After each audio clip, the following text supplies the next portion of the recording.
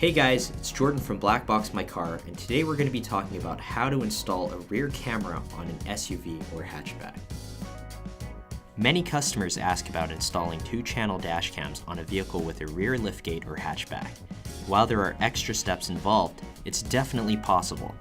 A dedicated 2-channel dash cam offers front and rear protection in a simpler form factor than 2 separate 1-channel systems and records footage onto one microSD card.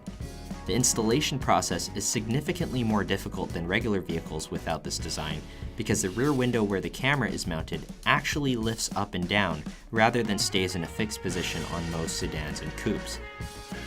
Some customers are perfectly happy having the wire dangle between the headliner and the liftgate, but for those who want the cleanest install, the best way is to go through the hoses between the chassis and the liftgate.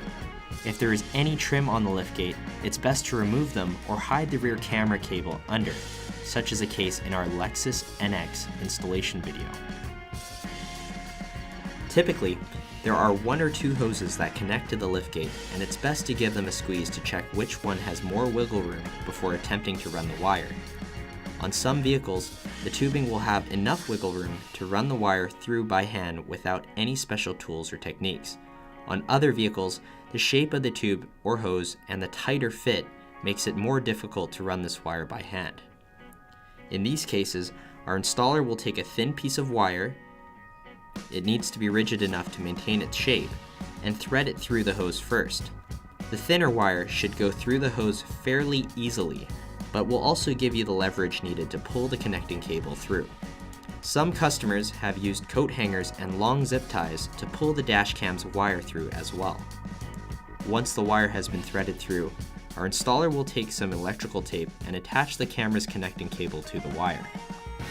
The tape needs to cover the tip or plug of the wire entirely to protect the pins of the cable from damage. It's also a good idea to spray some lubricant on the tape part so it will glide through the hose easier. Hand soap will also work as a lubricant, but make sure not to get any lubricant on the interior trim or carpet, as it may be very difficult to remove. With these steps complete, you should be able to simply pull the wire through.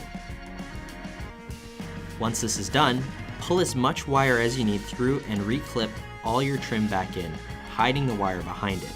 Again, be careful with the plastic push clips and make sure they are lined up 100%.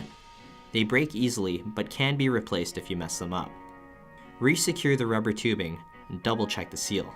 This is supposed to be waterproof as it is exposed to the elements, so make sure it is plugged back up like it came. Thank you for watching. For more information, please check out our website at blackboxmycar.com, and if you're in Canada, blackboxmycar.ca.